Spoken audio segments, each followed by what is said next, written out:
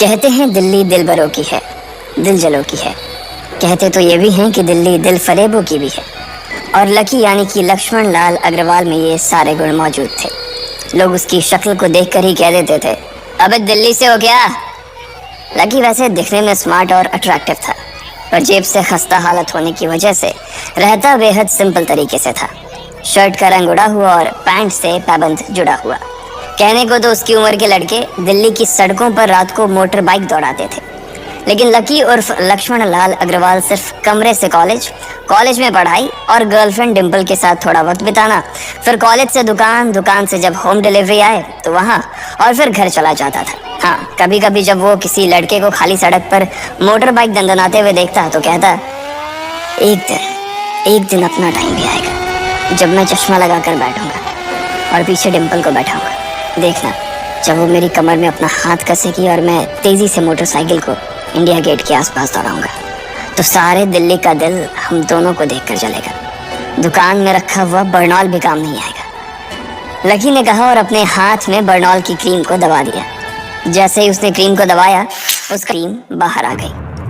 अबे गधे, क्या कर रहा है? वो कोई स्पंज की गेंद है क्या जो उसे दबा रहा है? दुकान के मालिक ने उससे फटकारते हुए कहा और उसके सर पर एक चपत लगा दी। Sorry sir. लकी ने अपना सिर बचाते हुए कहा। वो करोल बाग में स्थित एक छोटी सी मेडिकल स्टोर पर काम करता था। उसकी दुकान का नाम था चमन मेडिकल स्टोर और उसके ओनर का नाम था चमन लाल। लकी पिछले 5 साल से इन्हीं की दुकान पर काम कर रहा था। यहाँ इस छोटी सी शॉप पर काम करना उसकी मजबूरी थी। लाइफ में कंगाली की वजह से उसे कॉलेज में पढ़ाई पूरी करने के लिए पार्ट टाइम जॉब करना था। उसने कई अच्छी जगह अच्छी तनख्वाह की नौकरी ढूंढी, पर नहीं मिली और वो इस मेडिकल स्टोर पर ही अटक गया। गधे, अब इसके पैसे क्या तेरा बाप भरेगा? कटेगा। इसका पैसा भी तेरी तनख्वाह से कटेगा और एमआरपी से डबल रेट में कटेगा।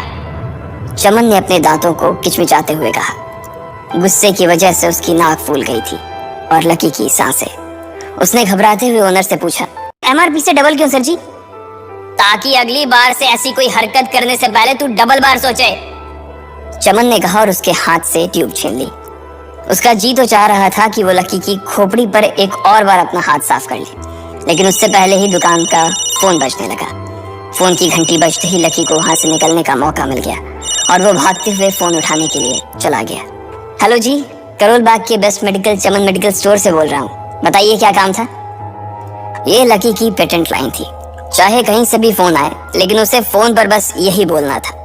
जैसे ही इधर लकी ने अपनी बात कही, उधर से जवाब आया, मैं ब्लूइंग नाइट होटल के कमरा नंबर 303 से बात कर रहा हूँ। एक छोटा सा ऑर्डर है, नोट करो और जल्दी से होटल पर डिलीवर करवा दो। वो एक लड़के की आवाज थी। उसकी आवाज में काफी भारीपन और एक अजीब सी जल्दबाजी थी।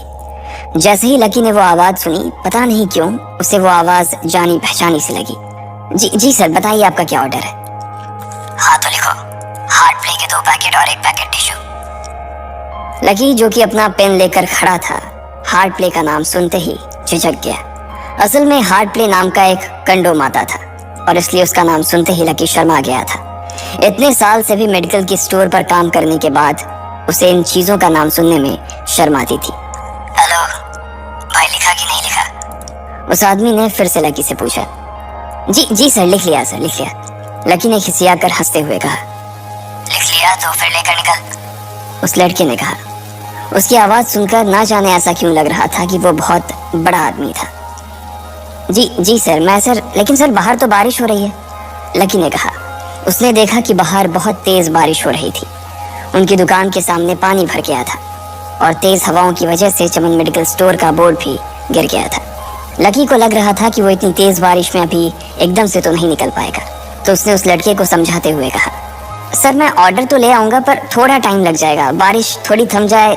अब इससे पहले कि वो कुछ आगे बोल पाता, फोन पर लड़का बोल पड़ा। तुम्हारे मालिक को पता है कि तुम मल्होत्रा जी के लड़के को मना कर रहे हो? हाँ पता है, बारिश हो रही है, इसलिए सारा सामान अच्छे से थैली में पैक करके लाना और लेट नहीं होना चाहिए, समझे? उस लड़के ने कहा और इससे पहले कि लकी आगे कुछ कह पाता, उसने फोन काट दिया। उधर से लकी के दुकान का ओनर उसे घूर कर देखा जा रहा था। लकी के हाथ में पेन और पेपर देखकर ही वो समझ गया था कि उसके पास कोई ऑर्डर आया था। आज वैसे भी इतनी बरसात होने की वजह से सुबह से इक्का दुक्का ग्राहक ही दुकान पर आए थे। ऐसे में उसकी दुकान का मालिक एक भी ऑर्डर को छोड़ना नहीं चाहता था। वो लकी को देख रहा था और लकी बारिश की ओर देख रहा था। बारिश का बहाना नहीं चलेगा, जाना पड़ेगा, चमन लाल ने कहा। मैं बहाना नहीं कर रहा सर, थोड़ी बारिश धीमी हो जाए तो मैं चला जाऊंगा। अभी आप खुद ही देखिए कितनी तेज बारिश है। वो पता नहीं कोई मिस्टर मल्होत्रा का कोई बेटा कुछ ज्यादा ही जल्दी में था। मैं साइकिल से तो पहुंच नहीं पाऊंगा इतनी जल्दी। लकी ने उनकी ओर देखते हुए कहा। क्या कहा? मिस्टर मल्होत्रा जी का बेटा? तू मेरी दुकान बंद करवाएगा क्या? अभी क्या भी निकल उनका ऑर्डर लेके, वो हमारे बहुत पुराने कस्टमर है, चमन ने कहा। पर लकी ने कहा ही था कि चमन बोला। पर कुछ नहीं, तू मेरी मोटरसाइकिल ले जा, उसने गुस्से में कहा। अरे सर जी, 200 के ऑर्डर में मुश्किल से 40 रुपए बचेंगे, इससे 3 गुने का तो पेट्रोल ही लग जाएगा, और अगर गाड़ी रास्ते में बंद हो गई तो अलग से खर्चा, लकी ने समझाते हुए कहा। वो जानता था कि उसका मालिक इन सब बातों पर ध्यान नहीं देने वाला। चमन लाल बोला। कोई बात नहीं, तू जा, चाहे जो हो जाए ग्राहक नाराज नहीं होना चाहिए, और वैसे भी वो मल्होत्रा जी का बेटा है। चमन लाल ने मोटरसाइकिल की चाबी लकी की ओर उछालते हुए कहा। लकी ने चाबी ली। उसे देखकर उसके अंदर मिक्स फीलिंग आ गई। एक तो वो बहुत खुश हुआ कि बड़े दिनों बाद बाइक चलाने को मिलेगी, पर वहीं दूसरी तरफ दुखी इसलिए हुआ कि बाइक मिली भी तो ऐसी तेज बारिश में, अगर खराब हो गई तो इसकी चपत भी उसके सिर पर ही पड़ेगी।